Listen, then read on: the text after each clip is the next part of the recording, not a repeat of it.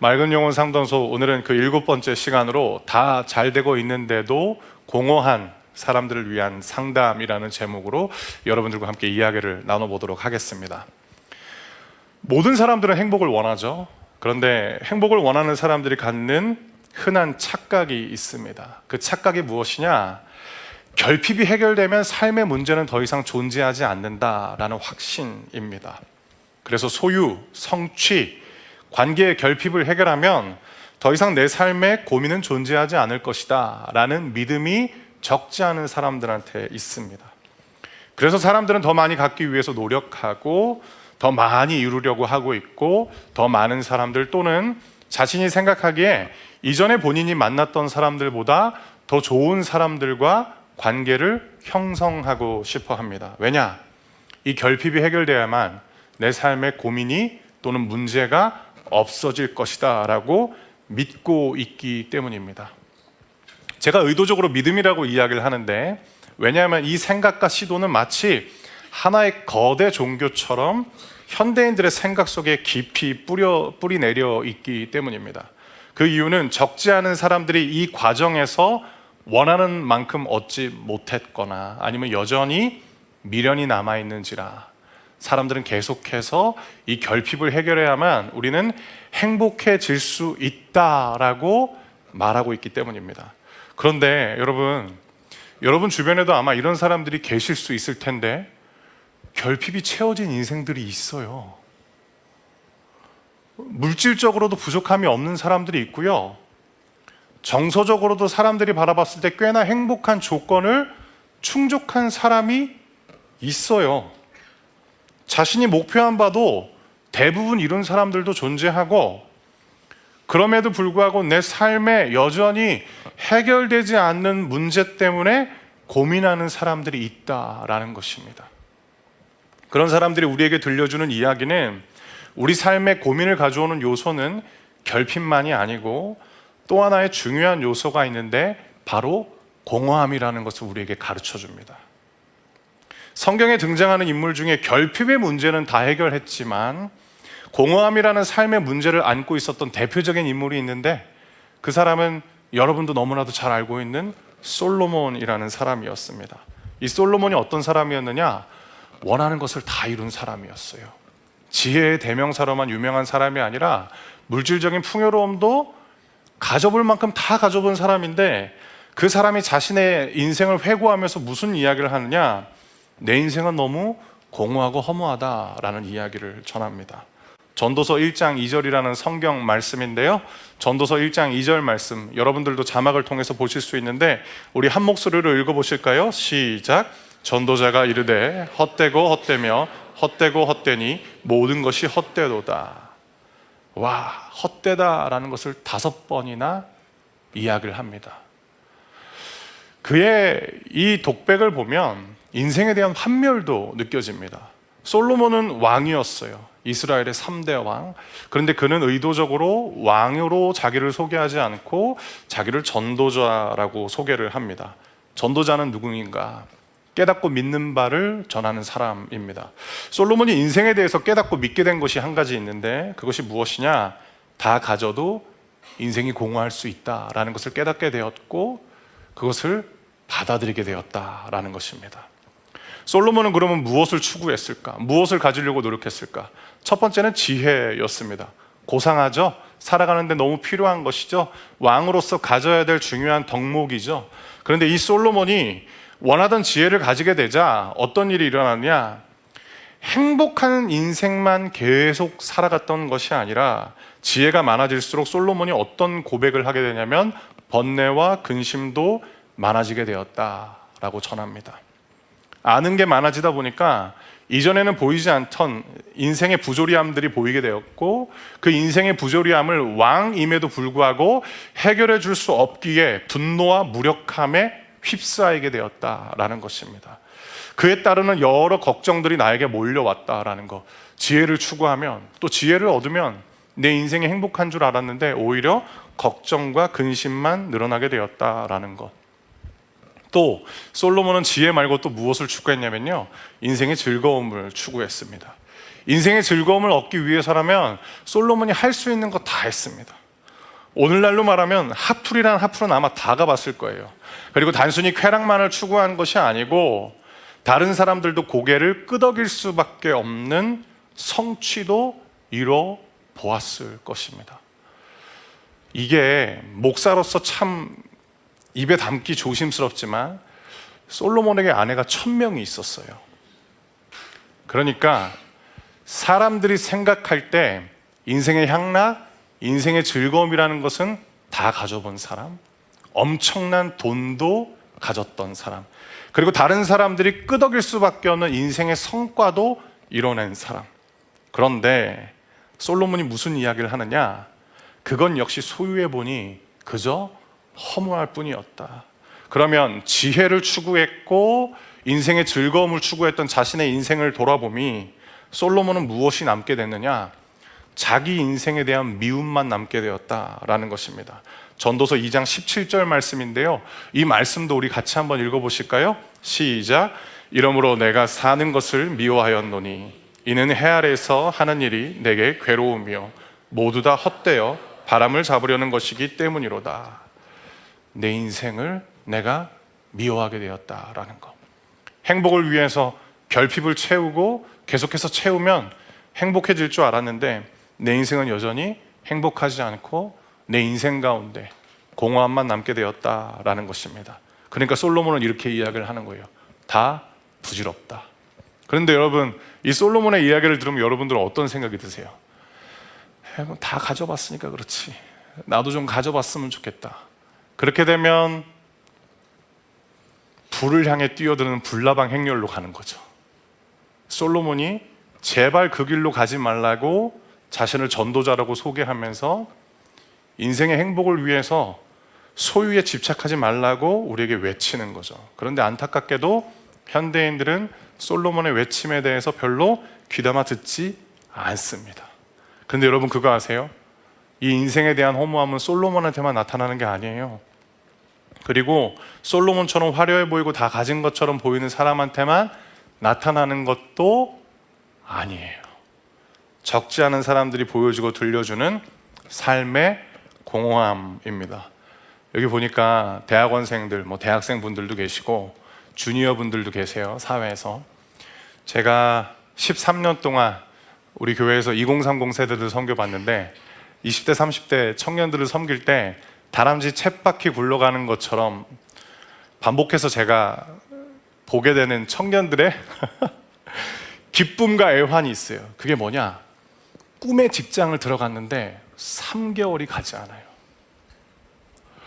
분명히 그 직장에 들어갈 때 목사님, 여기는 하나님이 주신 곳이에요 라 그랬는데 2달 지나면 얼굴에 빗금이 치기 시작하고 3달 지나면 이직을 위해서 기도해달라고 이야기를 하는 거예요.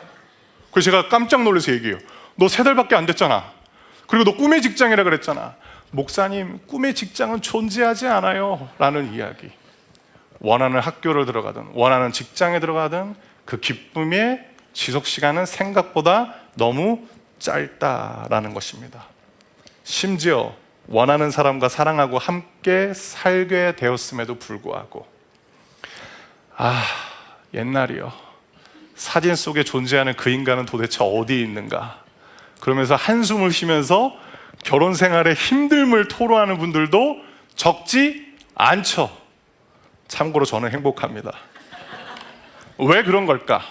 그 이유는 소유와 성취만으로 인간이 삶에서 추구하는 근본적인 가치가 다 충족되지 않기 때문입니다. 그 근본적인 가치가 무엇인가? 삶의 의미입니다. 살아가야 할 이유, 살아갈 목적, 꿈, 절망 가운데도 나를 언제든지 건져낼 수 있는 살 소망, 그 삶의 의미가 있어야만 우리는 공허함 속에서 탈출할 수 있는데, 사람들은 삶의 의미를 추구하기보다는 계속해서 더욱더 채우려고 하다 보니까 많은 것들을 가졌음에도 불구하고 공허함 앞에서 속절없이 무너지게 되는 것입니다. 인간이 삶에서 추구하는 근본적인 가치가 삶의 의미다라는 것을 잘 보여주는 책이 있는데, 저는 여러분들이 이 책 꼭 한번 읽어보셨으면 좋겠어요. 제가 최근에 읽은 책 중에 제일 감명 깊은 책이었는데, 이미 읽으신 분들도 계시겠지만 빅터 프랭클의 죽음의 수용소입니다. 1940년도에 쓰여진 책인데, 오스트리아 빈의 정신과 의사이자 신경학자였어요. 근데 이 사람이 유대인이라는 이유 때문에 나치의 아우슈비츠 강제 수용소에서 3년간 강제 수용을 당하게 됩니다. 그 3년 동안 이 빅터 프랭클이라는 사람이 어떤 아픔을 겪게 되냐면, 부모를 잃었고, 형제도 죽임당해 되었고, 임신한 아내마저 죽는 것을 보게 됩니다. 그러니까 인간이 겪을 수 있는 가장 큰 상실을 그 3년이라는 짧은 세월 동안 강제 수용소에서 다 경험하게 된 것입니다. 근데 이 사람이 수감자였잖아요, 똑같이. 근데 이 사람의 정체성 가운데 또 하나는 본인이 정신과 의사다 보니까 자기 자신뿐만 아니라 함께 수용소 생활을 하는 수많은 인생들을 관찰하기 시작합니다. 그리고 이 저자가 삶에 대해 한 가지 결론에 도달하게 되는데, 그것은 무엇이냐면 생존을 결정하는 것은 체력이 아니라 의미였다라는 것입니다. 그러니까 강건해 보이는 사람이 끝내 살아남는 것이 아니라, 살아야 될 이유가 명확하고 분명한 사람이 끝내 살아남는 것을 보게 됩니다. 가령 만나야 될 사람이 있는 사람, 나간 이후에 꿈이 있는 사람, 그 사람은 아무리 힘든 일을 겪는다 할지라도 끝내 살아남는 것을 보게 됩니다. 이 책을 읽다 보면 죽음의 수용소와는 정말 어울리지 않는 여러 가지 이벤트들이 등장해요. 그 이벤트들을 가득 채우는 정서는 무엇이냐면 기쁨, 행복, 감사였어요. 그런데 그 기쁨과 행복과 감사의 순간들은 언제 찾아오느냐? 삶의 의미에 헌신했을 때만 찾아옵니다. 기쁨을 쫓는다고 기쁨이 주어지는 것도 아니고, 행복을 쫓는다고 행복이 주어지는 것도 아니고, 감사하기 위해서 스스로를 가스라이팅 한다고 감사가 주어지는 것이 아니라, 내가 살아가야 될 이유에 헌신했을 때 기쁨과 행복과 감사가 자연스럽게 따라오게 되는 것을 이 책이 보여줍니다. 여러분, 인간은 의미 없이는 살아갈 수 없죠. 그래서 인간은 끊임없이 왜를 질문하는 거죠. 자기 자신한테도 왜를 질문하고, 나에게 살아야 된다라고 말하는 대상에게도 내가 왜 살아야 되는지 질문하는 거죠. 왜냐? 의미 없이는 살 수 없기 때문입니다. 그래서 우리는 본능적으로 삶의 의미를 발견하기 위해서 부단히 애를 쓰는데, 문제는 삶의 의미 대신 우리가 다른 것을 추구할 때가 많다라는 것입니다. 프랭클이 들려주는 것처럼 삶의 의미를 붙든 사람은 죽음의 수용소에서도 기쁨과 감사를 느낄 수 있는 삶을 살아가게 되겠지만, 반대로 잘못된 것으로 그 자리를 채우려 한다면 솔로몬처럼 행복의 조건이 많음에도 불구하고 공허해질 수밖에 없다라는 것. 그렇다면 오늘날 사람들은 자신의 삶의 빈자리를 무엇으로 채우려고 하고 있을까요? 사람들이 무엇을 추구하며 살아가는지에 대해서 2000년 전에 기록된 한 성경 구절이 있는데, 요한일서 2장 16절 말씀인데, 이 말씀을 읽으면 마치 현대사회를 진단하는 칼럼처럼 현실적인데, 요한일서 2장 16절 말씀도 저와 여러분들이 자막을 통해서 한 목소리로 읽어보도록 하겠습니다. 시작. 이는 세상에 있는 모든 것이 육신의 정욕과 안목의 정욕과 이생의 자랑이니 다 아버지께로부터 온 것이 아니요 세상으로부터 온 것이라 라는 이 말씀, 자막으로 한번 고정해 주시겠어요? 육신의 정욕은 무엇이냐? 도파민에 이끌려 계속해서 쾌락과 향락을 추구하는 쾌락과 향락주의, 현대인들이 추구하는 거죠. 안목의 정욕은 무엇인가? 물질과 소비, 브랜드가 우리의 신분이잖아요. 내가 타고 다니는 차, 그게 나의 계급인 거잖아요. 이생의 자랑은 무엇일까? 왜곡된 자기 사랑의 형태인 나르시시즘. 이 세 가지는 오늘날 사람들이 행복을 얻기 위해 끊임없이 추구하는 것들이라고 말할 수 있습니다. 여러분, 그런데 처음에 제가 말씀드렸던 쾌락과 향락을 추구하는 것, 그리고 물질과 소비를 추구하다 보면 아무리 그것들이 많다 할지라도 우리들의 내면은 공허해진다라는 것은 이미 너무 잘 알려진 사실입니다. 그런데 현대인들이 너무나도 자주 잊고 있는 것이 있습니다. 그것이 무엇이냐?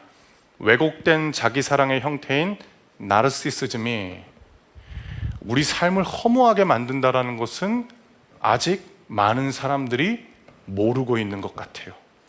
왜냐? 지금도 여기저기서 오직 나를 위한 선택만이 후회를 남기지 않는 최고의 결정이라는 슬로건이 계속 들리기 때문인 것입니다. 오직 너만을 위한 인생을 살아야 돼. 그래야 나중에 너는 후회하지 않을 거야 라는 그런 이야기. 여러분도 잘 아시는 것처럼 나르시시즘은 고대 그리스 신화에 등장했던 나르키소스의 이야기에서 나온 용어인데요, 물에 비친 자기 모습이 너무 아름다웠다라는 거예요. 잘생겼나 봐요. 저는 거울 보고 한 번도 그런 생각은 안 해봤는데, 그래서 물에 빠져 죽었대요. 이게 나르시시즘이죠. 내가 너무 중요한 거예요. 그래서 나를 죽음으로 몰고 가는 건데, 그게 뭐냐? 나만 소중하게 여기다 보니까 내 곁에 있는 소중한 사람들이 점점점 떠나가게 만들기 때문에 외로움이라는 죽음의 늪으로 나를 몰아세우는 것. 극단적인 이기주의의 결과는 무엇이냐? 고립인 거죠. 혼자 남게 되는 거죠. 현대인들은 건강한 자존감을 원하죠. 건강한 자존감은 어떤 내면의 태도일까요? 내가 소중하듯 당신도 소중하다라는 생각이 건강한 자존감인 거죠. 내가 나를 존중하듯 타인을 존중하는 거, 그건 건강한 자존감입니다. 근데 나르시스트는 어떤 사람들이냐? 오직 나만 소중하고 그 외에 다른 사람들은 그저 수단이나 도구처럼 여기는 마음의 질병이 바로 나르시스트죠. 이 병에 걸리면 시간이 흐를수록 내 곁에 아무도 남지 않게 됩니다. 이런 얘기 한 10여 년 전부터 계속해서 들리죠. 나에게 주는 선물, 제가 제일 싫어하는 말이에요. 막 오글거려 죽겠어요. 그냥 사고 싶어서 산 거예요. 뭘 나를 위한 선물이에요. 축하 여행 혼자 가는데 그냥 가고 싶어 가는 거예요. 근데 사람들은 포장하는 거죠. 계속해서 나만을 위한 시간, 나를 위한 선택이 계속해서 커져가는 이 시대는 우리를 비롯한 여러 사람들을 나르시스트로 만들고 있는 것입니다. 그래서 사람들이 외로워지는 것입니다. 여러분, 한 가지 질문 드려볼게요. 여러분들에게 진정한 친구가 있으세요? 만약에 있다고 답변할 수 있다면 여러분들은 행복한 인생이에요. 그런데 자꾸만 나만 중요하다라는 생각, 대화의 주인공이 내가 아니고서는 못 빼기는 마음들이 나한테 불쑥불쑥 올라온다면 그 마음 끊어내셔야 돼요. 그것은 여러분들을 행복으로 이끌어주지 못하기 때문입니다. 그러면 우리는 무엇을 추구해야 될까요? 무엇을 추구해야 우리 마음에 공허함이 아니라 우리들의 마음 가운데 삶의 의미, 살아가야 될 이유와 목적이 분명해질 수 있을까요? 이 부분도 솔로몬이 알려줘요. 이런 의미에서 솔로몬은 이중적인 전도자인데, 결핍을 해결한다고 해서 인생의 공허함은 해결되지 않는다라는 것을 알려주는 전도자이기도 하지만, 솔로몬은 하나님을 추구할 때 우리들의 인생 가운데 공허함이 사라진다라는 것을 알려주는 전도자인데요, 전도서 2장 24절 말씀이 그 답인데, 이 말씀을 여러분들이 한번 읽어주시겠어요? 자막을 통해 읽어주세요. 시작.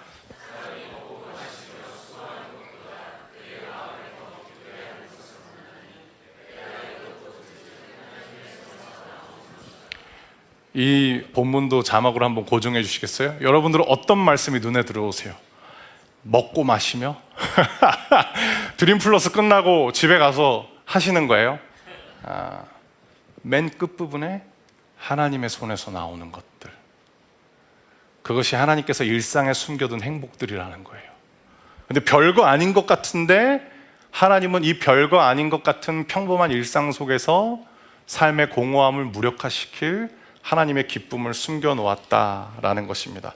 여러분, 공허함이 찾아오면 우리들의 마음속에서 어떤 감정이 제일 먼저 사라진다고 생각하세요? 기쁨. 삶이 허무하다라고 말하는 사람 얼굴에서 제일 먼저 사라지는 것은 미소입니다. 반대로 허무함이 사라질 때 제일 먼저 그 사람의 얼굴에 나타나는 것은 미소인 거죠. 기쁨이 찾아오면 공허함은 사라지는 것입니다. 기쁨과 공허함은 완전히 정반대의 감정이라고 말할 수 있습니다. 그게 성경의 답입니다. 근데 왜 성경은 그러면 기쁨과 공허함이 정반대라고 말하는가? 그 이유는 하나님이 인간에게 주시는 근원적 정서, 그러니까 첫 번째 정서가 기쁨이기 때문이에요. 하나님이 사람한테 살아가라고 만들어주신 삶의 터전의 이름이 에덴이거든요. 그 에덴이 기쁨이에요. 그래서 인간은 본향을 갈망하는 것처럼 그 기쁨이라는 근원적 정서를 갈망하는 거죠. 우리는 늘 기뻐하길 원해요. 그런데 여러분, 빅터 프랭클의 죽음의 수용소가 들려주는 것처럼 기쁨을 추구한다고 기쁨이 오지 않아요. 하나님을 추구할 때 기쁨이 주어진다는 것이 성경이 우리에게 가르쳐주는 행복의 비결 또는 행복의 비밀이라는 것입니다. 이건 솔로몬의 인생에서도 마찬가지였습니다. 인생이 공허하다고 말했던 솔로몬에게 어느 날 갑자기 기쁨이 찾아옵니다. 기쁨을 추구했기 때문이 아니라 하나님을 추구하자 그의 인생 가운데 기쁨이 찾아왔고, 그의 삶 가운데 이런 삶의 모습은 공허함과는 결이 다른 우리들의 삶의 이유와 목적을 분명하게 해주는구나 라는 세 가지 깨달음이 있는데, 그 이야기를 들려드리고 오늘 설교를 마치도록 하겠습니다. 그 첫 번째, 하나님을 추구하게 되면 우리들은 어떤 삶을 살아가게 되느냐? 자신의 일을 기쁨으로 감당하는 삶을 살아가게 됩니다. 그것이 하나님을 추구하는 인생 가운데 처음으로 찾아오는 특징입니다. 일하는 게 재밌어져요. 전도서 3장 33절 말씀인데, 이 말씀은 제가 읽어드릴게요. 내가 살펴보니 사람이 자기 일을 즐기는 것보다 나은 것이 없다. 그것은 그의 몫이기 때문이며 그에게 죽은 다음에 일어날 일을 보여줄 사람이 없기 때문이다 라는 이 말씀인데, 사람이 자기 일을 즐겁게 하는 것이 가장 현실적인 인생의 태도일 뿐만 아니라 그의 인생 가운데 즐거움이 찾아오는 비결이다 라는 것입니다. 여러분, 제 얼굴 한번 보시겠어요? 지금 마지못해 설교하는 것처럼 보이세요? 기뻐하는 것처럼 보이세요? 어떤 분은 외면해 버리시네. 제가 미운 건 아니죠. 저는 되게 기분 좋아요. 저 오늘 새벽에 5시 10분에 출근했거든요. 예배 시작하기 전에는 너무 피곤했어요. 저 오늘 새벽 예배 설교했고 내일 새벽 6시에 여기서 또 설교해요. 제 친한 친구들은 저보고 설교 머신이냐 그러는데, 근데 기뻐요. 그리고 저한테 소중한 일들이 몇 가지가 있어요. 우리 교회 다니시는 한 성도님의 부모님이 90살이 넘으셨어요. 근데 그분이 거동이 불편해요. 교회를 나오실 수가 없어요. 그래서 그 병실에 찾아가서 기도해 드리는 것도 저한테는 소중한 일이에요. 그뿐만 아니라 저는 내일 오전에 어떤 집을 방문하냐면, 쌍둥이 갓난아기 때문에 엄마 아빠가 꼼짝 못해서 집으로 저를 초대해 주는 집을 가야 돼요. 거기 가서 기도해 드리고 그 가정에서 같이 예배 드리는 일들이 저한테 기다리고 있어요. 이게 저에게 주어진 몫이에요. 이걸 마지못해 하면 저는 불행한 인생이 될 거예요. 자, 이제 여러분 이야기, 여러분들에게 주어진 몫이 있을 거예요. 여러분들은 그 일을 마지못해 하느냐 아니면 나에게 주어진 몫으로 이해하느냐 선택하실 수 있어요. 여러분들이 만약에 마지못해 그 일을 한다면 여러분들은 여러분의 일생 가운데 가장 긴 시간을 불행하게 살 수밖에 없는 것이고, 만약에 여러분들이 그것을 나의 몫으로 받아들이기 시작한다면 여러분들은 여러분들의 인생 가운데 가장 긴 시간을 기쁨으로 살아갈 수 있는 것이죠. 그런데 여러분, 그거 아세요? 어떤 분이 저한테 이런 얘기를 하는 거예요. 목사님, 그거는 사람들이 인정해주는 직업을 가진 사람들이겠죠. 어렸을 때부터 꿈꿨던 직업을 가진 사람들의 이야기겠죠. 아니, 그렇지 않아요.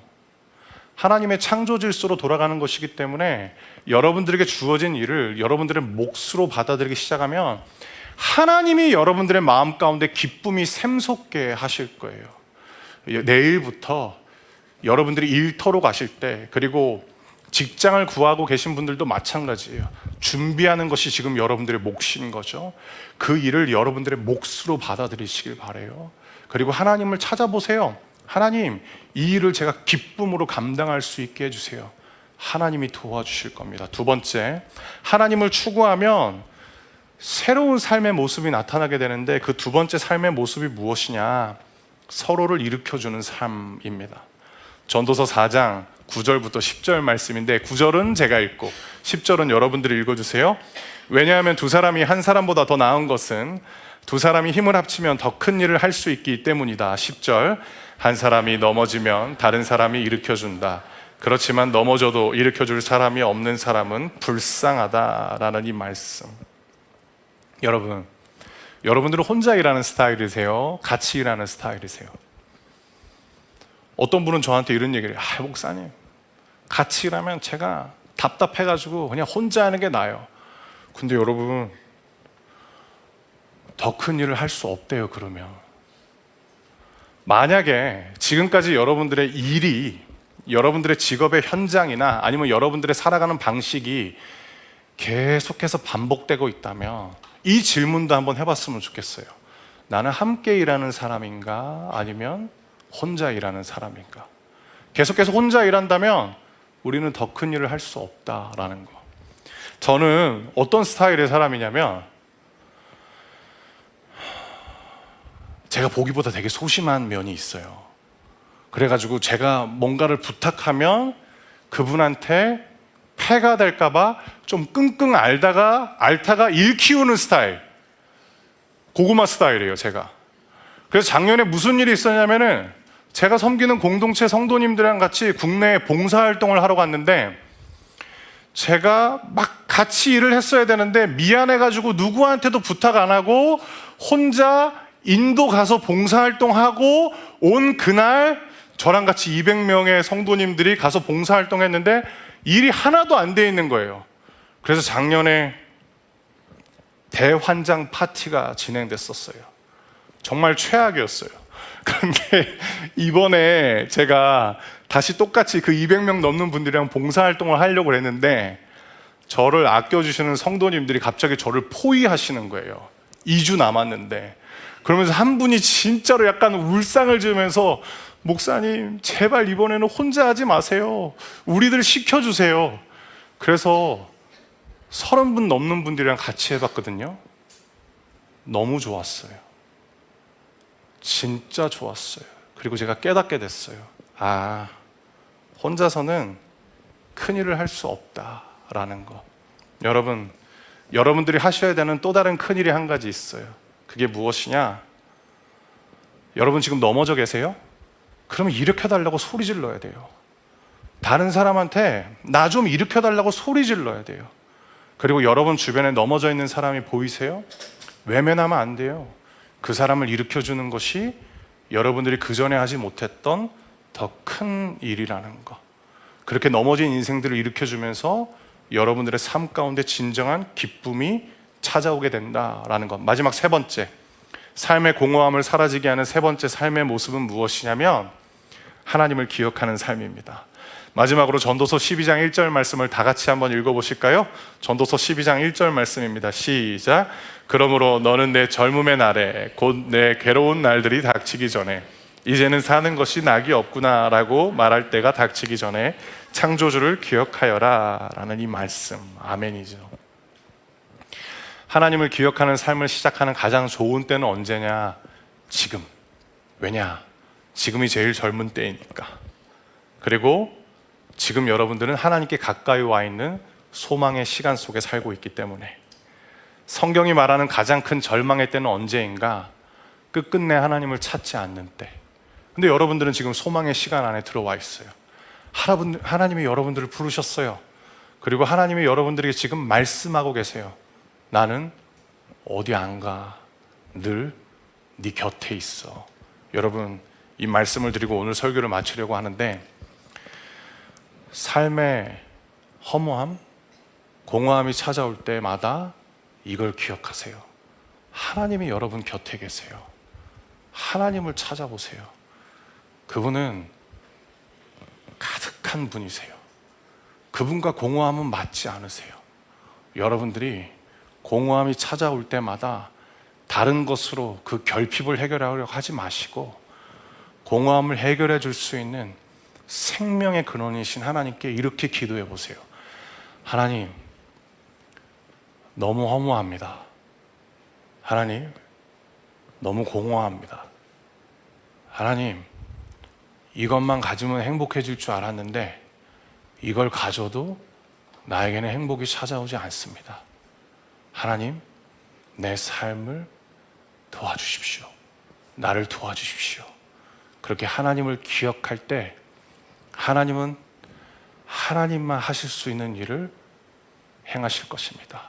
솔로몬이 자신의 인생을 미워하다 하나님으로 말미암아 삶의 기쁨을 발견한 것처럼 공허해지는 그 순간 하나님을 기억할 때 여러분들도 하나님만이 주실 수 있는 삶의 기쁨을 얻게 되실 것입니다. 이 축복이 오늘 드림플러스 예배에 오신 여러분 모두에게 임하길 예수님의 이름으로 축원합니다.